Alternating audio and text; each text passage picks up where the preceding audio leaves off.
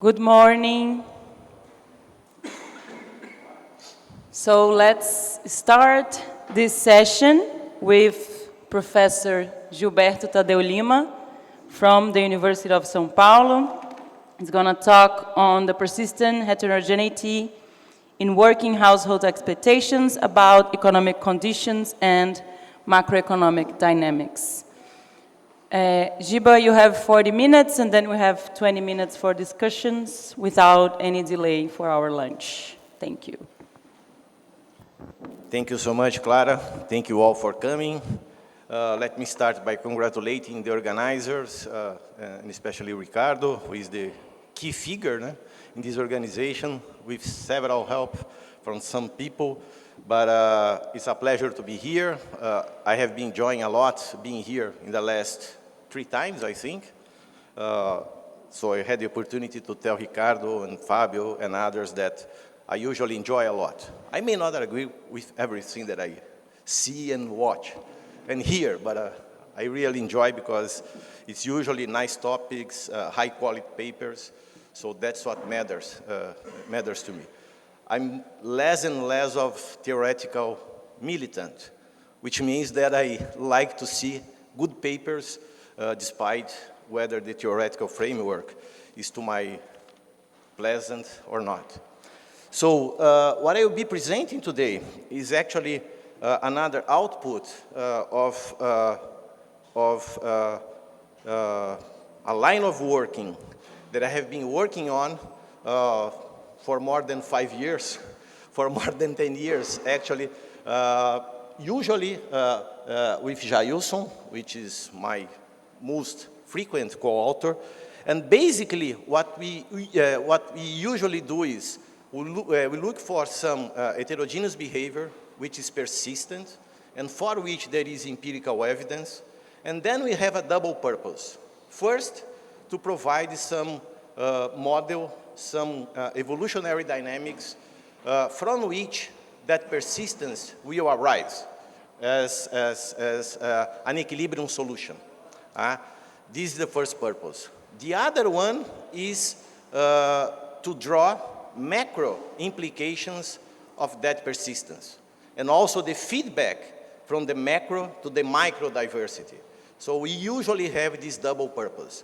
So we have been working on heterogeneity of several kinds, in expectation formation, price behavior, wage setting behavior, and a few others. So if you are interested, you can take a look. In this paper, what is the heterogeneity in behavior on which we draw? It's the heterogeneity in expectation formation by working households. So this is the first piece of empirical evidence which is important for us. The Michigan Survey of Consumers in the US, which has been running these surveys for more than 60 years now, has several questions, and one of them regards what are the expectations regarding future business conditions in 12 months ahead. So this is one of the questions. The respondent is asked, how about a year from now?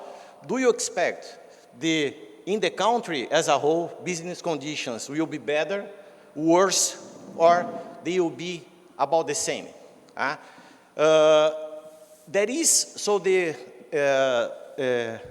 The survey will give 4 alternatives. Will be better, worse, or about the same? There is a fourth one, which is I don't know. But this is usually a very low proportion. The vast majority of the questions will fall under these 3 possibilities. We use a language which is not from the Michigan, which is to call an optimistic household that for which the economic conditions will be better. A neutral is a household for which the conditions will remain about the same. And a pessimistic household, working household, is one for which they expect that the conditions will be worse. So here, what we have in this figure is a plot of the proportion of each type of expectation back to early 60. So as you can see, there are some features of this figure which matter for us a lot. First is heterogeneity is persistent. You never have a single quarter for which either everybody is optimistic, neutral, or pessimistic. So heterogeneity is persistent, and we are talking about 60 years. Second, there is fluctuation over time, which is very likely endogenous. I do think that external shocks may cause changes in behavior, but not this often. So there must be, I would guess, some endogenous mechanisms which drive this persistence, this persistent fluctuation over time. The third feature that matters a lot to us, to our story, is there is no discernible long-run trend in the distribution. So, for all purposes, I think that we can say that it's a trendless distribution of behavior, of heterogeneity. So, these two features, or these three features, are important to us. The persistence of heterogeneity, the fluctuations over time, and then trendless in the long run. The second piece of empirical evidence, which is important in this paper, is the connection between the behavior of those heterogeneity over time and the behavior of the actual output growth rate. So here, what we have with good correlation, in red, we have what the Michigan survey called the balance score. So they collapse those three proportions into an index, which is the balance score, which is the percentage who thought the economic conditions would be better, minus the percentage who thought it would be worse, plus 100. So it will vary from 0 to 200. So 200 is a situation, a limit situation in which all households would believe that the economy is getting better.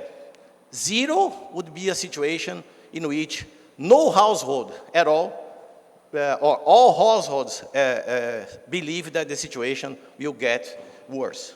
And then 100 is all are neutral in our language. So here, as you can see, a lagged, there is a reasonable correlation between the lagged value of the balance score and the output growth, the actual output growth rate. So our double purpose here is the following. First, can we tell a plausible evolutionary type of story, providing some theoretically consistent, logically consistent explanation for the persistence of heterogeneity? Of course, the answer is yes. It's logically consistent, it's theoretically plausible and reasonable. Of course, I like it a lot. And I hope I can persuade you that it's a good alternative. But let me make a first methodological qualification. I'm not claiming, we are not claiming, we are not arguing that this is the only possible explanation for that persistence. Even less that it's the best one. I'm not claiming that. I'm claiming that it's a reasonable one that should be considered. But it's one that, even if it's plausible, it may be explaining just part of the story. So I'm very humble about that.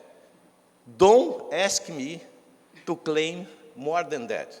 And don't do that yourself. If you do, make the provision that I said that you should not do so. So it's up to you, but for me it's a plausible explanation, not a single one, not the best one. Maybe it's the best one, but I'm not claiming it's the best one. And it's not the only reason why that behavior, that pattern is observed in the data. So that's one important qualification. The second important qualification, which is the same one, but now applying to this correlation, is, of course, we abstract from zillions of things in the model. The model is a closed economy model. But of course, me and everybody knows that the output, the behavior of the growth rate of output over time is influenced by a host of several other factors. We abstract from the government, but of course, I know, you know, everybody knows that the actual dynamics of the growth rate is greatly influenced by the government. So we abstract from several dimensions. What I would like you to follow me on is in behaving as we behave when we do some econometric exercise. What's one of the most common questions that people raise in an econometric paper, in addition to, what's your identification strategy? Is, have you control for this? Have you control for that? Have you control for that factor? So I'm controlling for several factors. I know that the output dynamics is influenced by open economy issues, but I'm controlling for them. So everything that I abstract from in the model, you should see as a controlling device in the econometric sense. Because my purpose is, can I tell a plausible story regarding one specific set of channels and mechanisms, channels related to expectation formation and switching. So I'm making all these preemptive qualifications to save you from raising questions of that kind. Of course, you are not compelled to do so, but anyway, it's a preemptive behavior. So I'm aware that the model is abstracting from lots of things. I want to focus on some specific subset of channels and mechanisms. And the answer, and to try to answer this question, can I tell a plausible story to explain, first, the persistence of heterogeneity in expectation formation, and this correlation between the state of expectations and the actual dynamics of the growth rate? And the answer, of course, is yes. The macro model is going to be, it would have to be, a demand-led model. But there are several demand-led models. So for those of you who are not sympathetic with the macro model, be my guest in embedding the microdynamics, the evolutionary microdynamics, in another macro demand-led model, or some classical supply-driven type of model. So if you think that there is a baby and a dirt water in my presentation, I don't think there is only clean water in this paper. But if you think that the macro part is the dirt water, throw away the model, the macro model, the macro side. The microdynamics, I think it's what I like the most, what I think it's more important. So, after all these provisos, qualifications, and so forth, let me go over the model. Of course, I will not bother you with all the details. You can check all the details. The paper is available, was made available. So it's a novel, evolutionary, microdynamic of expectation formation. Evolutionary in a sense that will make, that will be made precise soon. And then we will embed these microdynamics in a macro dynamic of capital utilization and output growth. For doing so, for the micro diversity part of the paper, we draw on two contributions from behavioral economics. The first one is the concept of satisficing choice by Simon. People satisfice, they don't optimize, they lack collecting and processing capacity to optimize, so they satisfy, so they follow satisficing behavior. But then we combine with a more recent line of research in behavioral economics associated with Kahneman and Tversky. And especially their idea of reference dependence choice. The idea is people evaluate whether a choice, an alternative, a utility is good or not in absolute terms, in relative terms. They have some reference, and then they consider some alternative good or not, and how good or bad it is in relation to this reference point. So we came up with this notion of satisficing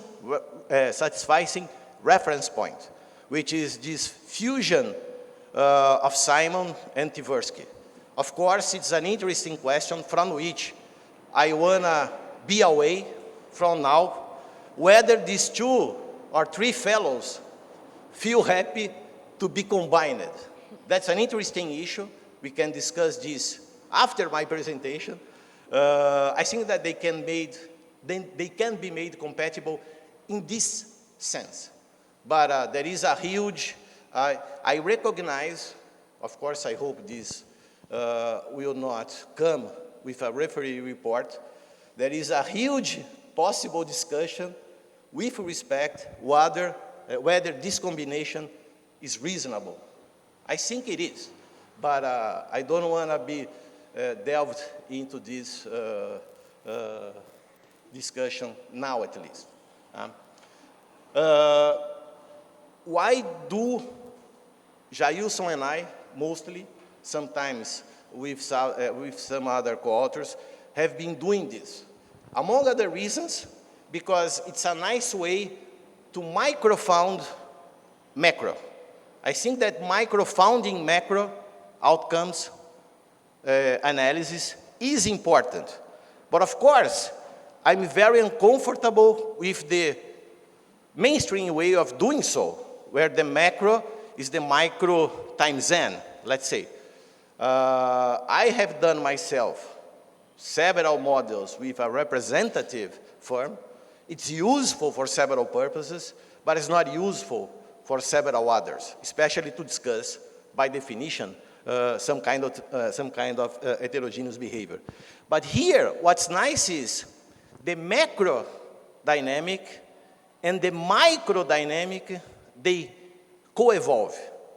They are evolutionary, co-evolutionary phenomena. As we will see in the model, macro variables will influence the dynamics of the heterogeneity, and there is a feedback from the dynamics of heterogeneity to the macro outcomes. So I think it's a much richer way of microfounding macro behavior.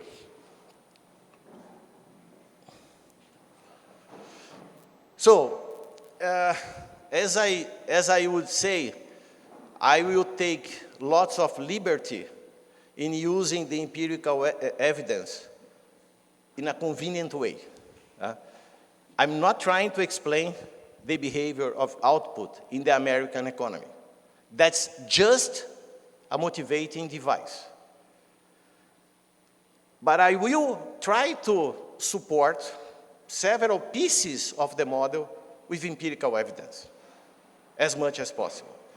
So there is one line of robust empirical evidence showing that the marginal propensity to consume varies across income levels and other predictors, including expectations. So there is empirical support for a modeling of the marginal propensity to consume, the average one, to depend on expectations. There is also empirical evidence, which is also very robust, showing that consumer expectations about the future economic conditions are persistently heterogeneous, as I showed in the first figure, and have high predictive power with respect to actual consumption behavior. So the way we do so, in line with the three types of expectations that a working household may hold. So the subscript P stands for pessimistic, N for neutral, and O for optimistic, and W for working household. The reason why you'll see very soon. So we have this ranking. The idea is the marginal propensity to consume is higher the higher the degree of optimism regarding the future. The marginal, for reasons of tractability which do not compromise the qualitative results, we will normalize the propensity to consume of optimistic workers to 1. That will be to get rid of an additional parameter. More abstraction. The model is cast in real terms. So there is no distinction between nominal and real variables. And also, despite being a two-class model, so there is the functional distribution of income between wages and profits, we take the functional distribution of income as exogenously given and constant. The reason why we have it here, the reason why we don't have, let's say, a demand-led one-class model, is that we would like to set the stage with this model for endogenizing through a conflicting claims type of story the functional distribution. Recovering something very important in the 1977 CGE paper by Rawtorn, something which the literature, including my humble contributions to it, have not considered, which is the key distinction in that paper by Rawtorn between anticipation and aspiration. Because I may desire a higher wage share, but I may have expectations which conflict to that aspiration. And of course, if I have heterogeneity in expectation formation, that may lead easily, I hope, and interestingly, to a expectation augmented conflicting claims type of story, incorporating this key contribution by Rawtorn, which got lost, and I think it's very important, the distinction between anticipation and aspiration. The Michigan survey will give us the proportions of each type of expectation. But it's just an extensive measure. It's not an intensive measure. So there is no way of drawing from the data from the survey how much optimistic and how much pessimistic a given household is.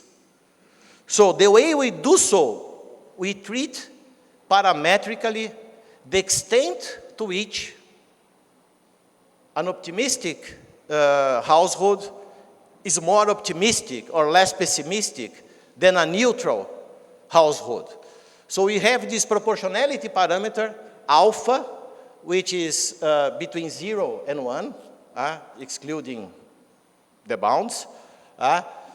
So this means that the propensity to consume of neutral workers are proportionately lower than the propensity to consume of optimistic workers. And the pessimistic workers, on the other hand, are alpha as a proportion of the propensity to consume of neutral workers. So why this specification is interesting in any case? Because, you know, when you have this composition effect, it's nice to have to differentiate between changes in the extensive margin and changes in the intensive margin. So, and this specification will allow us to do so. Just another piece of notation before detailing this. Eta is the proportion of neutral workers, which of course can be 0 or 1. Rho is, in a mnemonic way, let's say, is the proportion of pessimistic working households, and theta is the percentage of optimistic workers. Of course, they sum up to 1. Given the frequency distribution of these types, if there is a fall in the proportionality parameter, alpha, this means an increase in workers' average pessimism along the intensive margin. So the proportions are constant, but the pessimistics become more pessimistic, or the optimistic become less optimistic. So it's a change in the extensive margin. And given the proportionality parameter alpha, we have an increasing optimism when the proportion of optimistic workers rise. So we will be able to differentiate in the paper these two. So CW bar is the average propensity to consume, which of course will be endogenous in the model, as in other macro models, as in other demand-led models out there. So it's a weighted, it's arithmetic average. Of course, someone could say, why not a geometric average? It doesn't make much for the qualitative results, but sometimes the geometric helps. In this case, we didn't have to rely on the geometric. What's important, as you will certainly have realized already, everything else constant, when the proportion of optimistic working households rise, the average propensity to consume rise. And when the proportion of pessimistic workers rise, the average propensity to consume falls. So the saving, the aggregate saving as a proportion of the capital stock will be parameterized by this distribution, by theta, rho, and eta, which is we can get as a residual. So now let's go for the macro part of the model. The model is a demand-led model. Consumption and investment is a demand-led model of the new Chalessian type. Amendable, extendable, as people have been showing, to incorporate other type or features of other types of demand-led models. Investment features an autonomous component, gamma, and then it's endogenous to sigma, which is the degree of capacity utilization. saving as a proportion of the capital stock will be parameterized by the proportion of each type of expectation. So in the end, the short-run equilibrium solution for capacity utilization will be parameterized by that distribution, and a whole bunch of mu arrow is a whole bunch of other parameters. So, because here we use this technology, we have capacity utilization and growth adjusting in a given short run for a given distribution of heterogeneity in expectation formation, and then over time we will have the evolutionary dynamics driving the heterogeneity in expectation formation. So that's why we have the short-run equilibrium value of capacity utilization being parameterized by the proportion of optimistic and pessimistic workers, and by neutral workers, because as a residual we can get the neutral proportion from these two. And as expected, capacity utilization in the short-run equilibrium will vary positively with the proportion of optimistic workers and negatively with the proportion of pessimistic workers. And of course, since it's a wage-led model, it's a full-blow wage-led model, capacity utilization and output growth is demand-led of this wage-led type. The higher the proportion of optimistic workers, the higher the growth rate. The higher the proportion of pessimistic workers, the higher the growth rate. These, of course, will be able to replicate that second figure that I showed you, the correlation between the balance score and the actual growth rate. So, for those of you who think that the macro part is the dirt water, I hope to show now some clean water, which is the evolutionary dynamic. The idea, again, we are combining Simon, satisficing behavior, and Kahneman and Tversky with the notion of reference dependence. So the way we do this is the following. A working household, I, takes the actual output growth rate and compares to her reference output growth rate. So every working household has a reference output growth rate. How this reference output growth rate is formed, we remain agnostic about that by simply saying that individual reference points depend, among several reasons, on idiosyncratic features.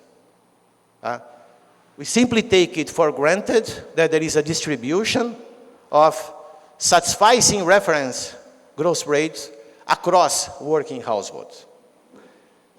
Just to tell you one virtue of what I will show in a while, before I forget, the distribution of satisficing reference output growth rates, the specific distribution doesn't matter for our result.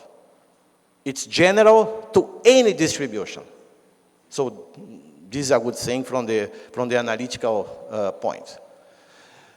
So these satisficing reference points are randomly and independently distributed across workers and over time. Now, since we have this distribution, a key property of this distribution is the CDF, is the cumulative distribution function, which, as you will recall, tells us what's the probability of a given draw from the population or from the distribution be equal to or strictly lower than a given threshold. Of course, the threshold will be given by the actual growth rate. So this is the age the CDF that matters is this H function. And all that we need is that, of course, it's continuously differentiable and strictly increasing. Now,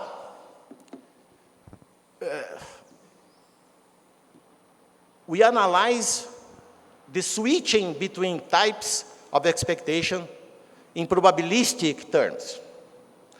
So, what's the probability of us finding a working household for whom the satisfying reference output growth rate is less than or equal to the output growth rate?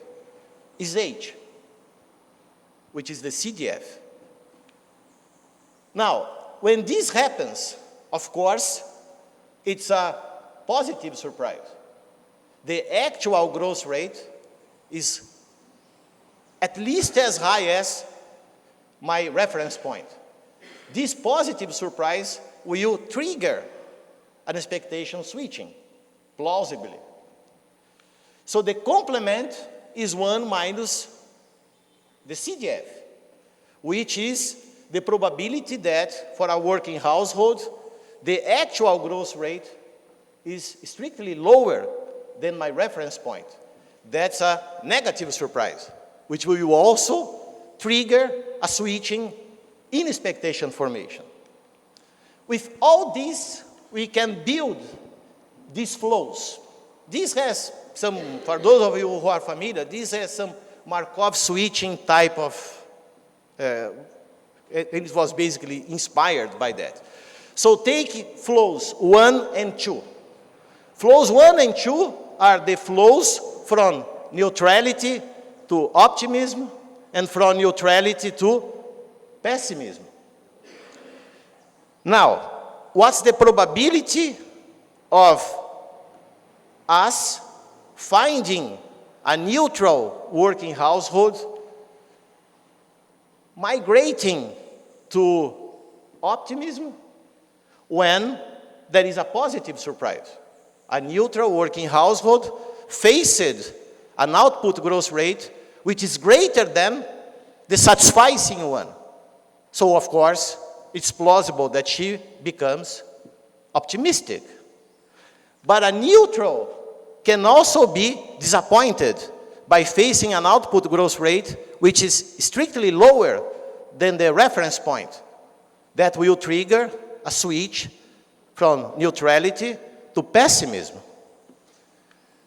So this table gives us these conditional probabilities. So why in the case of flow 1 we are multiplying by eta? Because it's the probability of a working household holding a neutral expectation turning optimistic. And the other flows are analogous. Of course, the model, as any model, has to be stock flow consistent. That's why I never use this expression. Because, of course, any model has to be stock flow consistent, so I don't see any need to say that my model is stock flow consistent. So this model is stock flow consistent. If you sum up, of course, the result will be 0. Because someone outflows from somewhere and lands somewhere else. So there is no black holes as FCA people like to use the word that I never had a full understanding of what that means. So we get this dynamic system. Ugly, and if you check the appendix, you will see how ugly it is.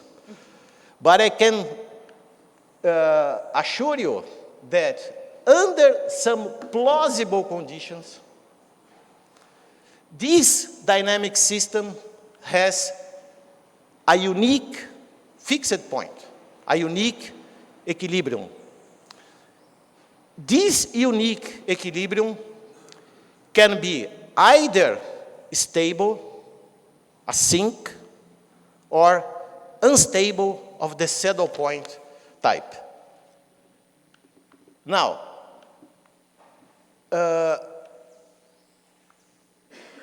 what's the nature of this unique equilibrium? There are no monomorphic there are no monomorphic evolutionary equilibria, which means the survival of only a single type. We can show that. There is no monomorphic, a single form. There are no what we call partial monomorphic evolutionary equilibria. There is survival of two types and the extinction of a third one. There is one, I don't follow even my own, as expected, Clara. So it's useless, as I was telling you. A cell phone is useless for me. But there is this single evolutionary equilibrium. I hope you don't bother with this combination of words. I don't. There is a full, what we call polymorphic evolutionary equilibrium, which means the survival of the three types, which is unique, and it can be either stable as a sink or a saddle point. Now, there are two ways, 2 minutes, I promise. There are two interpretations of this result as regard that first motivating piece of evidence that I showed you, which is the fluctuations over time or the trend, the long-run trend. What I'm sharing with you is, to some extent, speculative because we are still working on this. This is an illustration for reasonable parameter values of the sink, of the stable situation. This is a heat map just showing the velocity and so forth. So for this parameterization, the equilibrium, which is a sink, which is stable, which is a, what would be a sorvedouro, maybe, in Portuguese. Sink. So there is convergence. This is what we call the simplex. When I say that there is no monomorphic equilibrium, the monomorphic equilibria are the three vertices. And the sides are the partial polymorphic. For instance, this side here means that the proportion of optimistic is 0, and you have only pessimistic and neutrals. So that's why we need this simplex. So one way of interpreting this stable result is to say that it provides an explanation for the long-run trend in that heterogeneity, which we saw is trendless for all purposes, I think. Now, what if it's a saddle point? I have to show you this picture that I draw.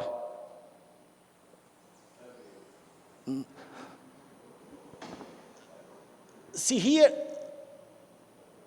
so here is the saddle point. Oh, Clara, please. So to avoid clutter, I didn't draw the isoclines. No, it's here. Oh, sorry. So what I did was to draw only the stable arm, which is positively sloped, and then the unstable arm, which is negatively sloped. I can tell you this is correct. What I'm saying now may not be correct because it has to be proved and it's very hard. But we'll get there, I think. As you can see, these two arms will divide the simplex in 4 subsets. In any of these 4 subsets, there is an equilibrium, because the equilibrium is here. But then, trajectories of continuous dynamic systems cannot cross, which means that a trajectory starting here, for instance, will follow this dynamic behavior. Since each of these subsets are closed and bounded, my hope, I'm more optimistic than Jailson, my hope is that we can use a theorem, the Poincaré-Bendixson, to show that either there is convergence to a fixed point, which is not the case because there is no fixed point, or there is convergence to a periodic orbit, oscillating behavior. So we can have 4 types of fluctuations with persistent heterogeneity. That's where we are working on right now. That's the most difficult part, but hopefully we will get there. So again, I think that I can be quite sure, except for this picture, I can be quite sure that what we did so far is logically correct. There are no problems whatsoever. You may disagree, of course, with the assumptions and so forth. But I think that the answer to the question on whether can we provide a plausible explanation for, first, the persistence of heterogeneity, and second, the correlation between the state of expectation and the actual behavior of the output growth rate is a sound yes. I'm happy. I hope you share my happiness with this. Yeah? About you, I'm pessimistic, Matthias. Anyway, thank you so much.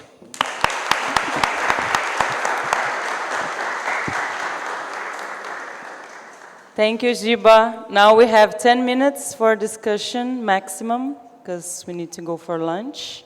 So any questions? Suggestions? Any comment has to come with a suggestion to solve the problem. Sorry. Thanks, Giba. Just a quick no way. Quick question. Can you tell us a bit about what is happening that's bringing stability to the system, in the sense that, like, if you increase growth, more people will become optimistic, and that will increase growth again. So I didn't quite understand, more in intuitive terms, where the stability is coming from. Thank you. Hello, thank you for the presentation. I have a doubt about the modeling of the choice of the household, because you're supposing the household sees the growth rate and compare, like if it was an economist household, okay, but could you model it a little bit different and consider the actual path of the household income? For example, in the US, the Rust Belt families, they don't care if the growth of GDP is high because of Google and Apple. They are pessimistic because their sector is doing bad.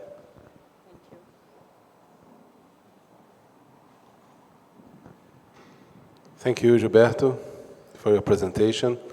We already discussed it in a long flight from Boston to São Paulo, aspects of your work on heterogeneity of expectations.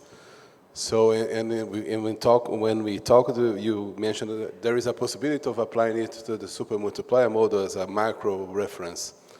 And I think that, listening to your presentation, that maybe one way to apply it would be to the autonomous parts of the consumption in terms of durable consumption, which I believe it is subject may be subject to this kind of a dynamics of heterogeneity in terms of optimistic, neutral, or pessimistic consumers. And in this case, it would affect directly the rate of growth of the system in the case of supermultiplier. So it's a suggestion for further research, if you will. Thank you. Any more questions? I think we can answer those 3 and then we see.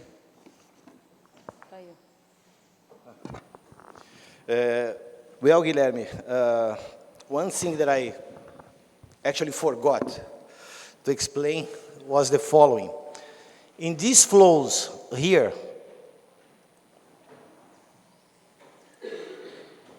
and this has to do with the stability.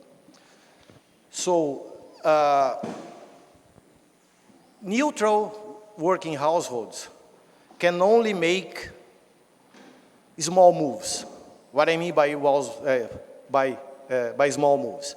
A neutral can become either pessimistic or optimistic. But a pessimistic, in the subpopulation of pessimistic working households, can make a small move, switch to neutrality, or a big switch from pessimism to optimism. We create another layer of conditional probability by defining epsilon as the proportion or the probability of making an extreme switch. So, epsilon being equal to 1 means that for certain, a pessimistic worker, which is positively surprised, will switch all the way to optimism. Epsilon equal to 0 means that it will switch just to the next type. No extreme. As you can see, as to get a unique and stable equilibrium, we have to assume that there are no possible extreme switches. Because intuitively, neutrality is stabilizing. Because it's a middle ground in some sense. So it's a natural attractor. So if epsilon is close enough to 0, that means that there are no extreme jumps. Since there are no extreme jumps, the neutrality or the center tends to be some kind of attractor. That's the intuition. So this feedback, which is optimism, breeding optimism, it's embedded in the model. So there is this self-reinforcing dynamics. Optimism breeds optimism because it raises the growth rate, raises everything else constant, the probability of more people becoming optimistic. But then, the symmetry exists. Pessimism always also breeds pessimism. But even in this case, if you avoid the possibility of extreme switches, you can get some stable equilibrium. That's the best intuition that I hope it's well, there is more. We can discuss later. And then the question by Alexandre, I think. The choice, look, the Michigan survey, actually there is a twist here, which is the following. The Michigan survey interviews working households, which may be capitalist people, even if it's a small proportion. But then we assume that only working households change expectation. The expectation of capitalists here, on average, are constant. The reason we have done that is because we are willing to have the output growth rate, which is public, as an expected value. So people would switch behavior not based on the comparison between the satisficing and the actual, which is public, but with their expected output growth rate. That would put another layer of heterogeneity, but the model will become much more complicated. Why do they care about the growth rate? It's simple. Since the functional distribution of income is constant, the output growth rate is the growth rate of the wage bill. So since there are homogeneous workers, except with respect to expectation, It's a proxy for the growth rate of their own income. So that's why they care. And then, Fábio, sure, the super multiplier already endogenizes the average propensity to consume. This would add another layer of reasons for which the average propensity to consume or to save or the investment rate would be endogenous. But it would be endogenous in an additional way to having an autonomous component. One possibility that I see, that I thought about, is having an expected autonomous growth. Unexpected autonomous growth. So that would be another layer of heterogeneity.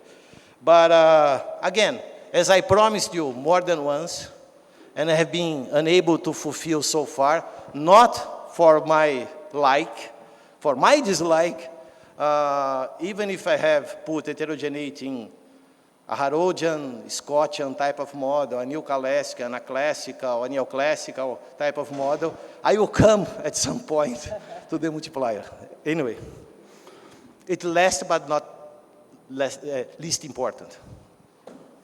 Thank you. I think that with this, we close the session and we go for lunch. Thank you so much.